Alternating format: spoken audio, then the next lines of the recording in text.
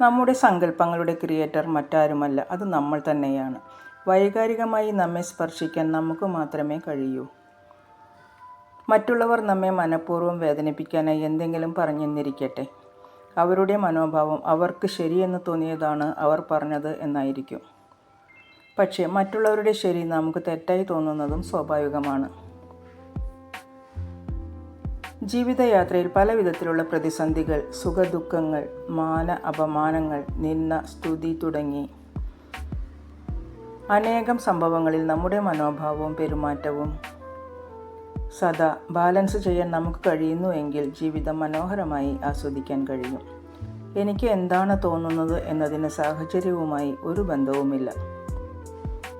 സാഹചര്യമല്ല എൻ്റെ ചിന്തകളുടെ സൃഷ്ടാവ് എന്ന് നമ്മൾ മനസ്സിലാക്കണം. എന്തു ചിന്തിക്കണം എന്നത് തിരഞ്ഞെടുക്കാൻ നമുക്ക് കഴിയണം.